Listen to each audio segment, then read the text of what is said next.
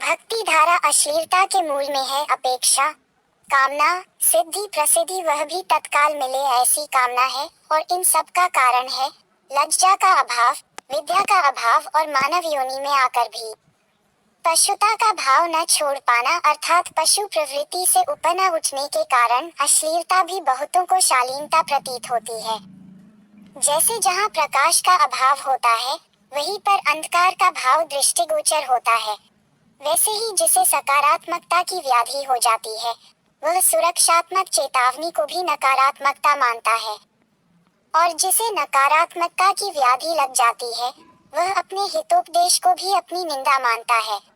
गंदगी में रहते रहते मनुष्य को गंदगी ही स्वच्छता और स्वच्छता में रहते रहते मनुष्य को स्वच्छता में भी गंदगी दिखने लगती है, क्योंकि मनुष्य के मन में ही सब कुछ दिखता है पर वह होता है उसके चित्त में, तो जो उसके चित्त में होता है वही वह मन से देखता है, बुद्धि से उसका विश्लेषण करता है और अपने अहम के द्वारा उसे स्वीकार या अस्वीकार करता है।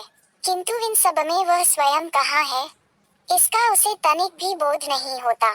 इसलिए अधिकतर मनुष्यों को लगता है कि पूरे कपड़े न पहनना ही अश्लीलता है, अंग प्रदर्शन करना ही अश्लीलता है, कामुक प्रदर्शन आदि क्रिया कर्म सार्वजनिक करना ही अश्लीलता है।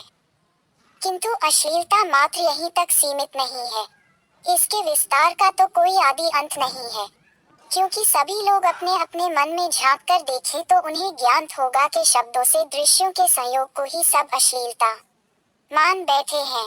किंतु अश्लीलता है समाज द्वारा स्वीकृत कुछ ऐसे रहन सहन व उससे युक्त मापदंड जो मनुष्यों को पशुओं से भिन्न करते हैं, जो मनुष्यों को असभ्य मनुष्य होने से बचाते हैं, जो मनुष्यों को संस्कारवान सभ्य व सदाचारी बनाते हैं, जो मनुष्य को शालीन सुशील लज्जावान और एक दूसरे के आत्मसम्मान के साथ साथ समाज में सभी बड़े बुजुर्गों के दृष्टिकोण में भी सलिल रहने की प्रेरणा देते हैं।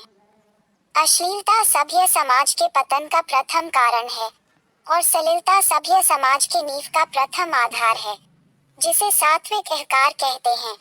इसी सात्विक अहंकार पर संपूर्ण राजसिक तामसिक अहंकार आधारित है और इन्हीं तीनों पर पुनः तीन प्रकार की बुद्धि मन, आकाश, वायु, अग्नि, जल, धरती और धरती सहित संपूर्ण ब्रह्मांड में रहने वाले अनंत जीवों का जीवन भी आधारित है।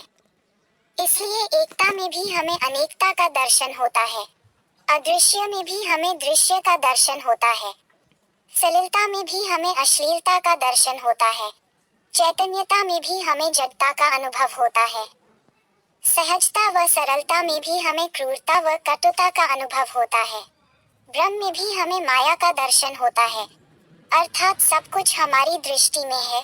इसलिए अश्लीलता भी मनुष्य की दृष्टि में ही है। किसी बाहरी देश काल परिस्थिति वस्तु या व्यक्ति में अश्लीलता नहीं होती है। जो अश्लीलता को लीलता है उसमें ही उसका निवास होता है।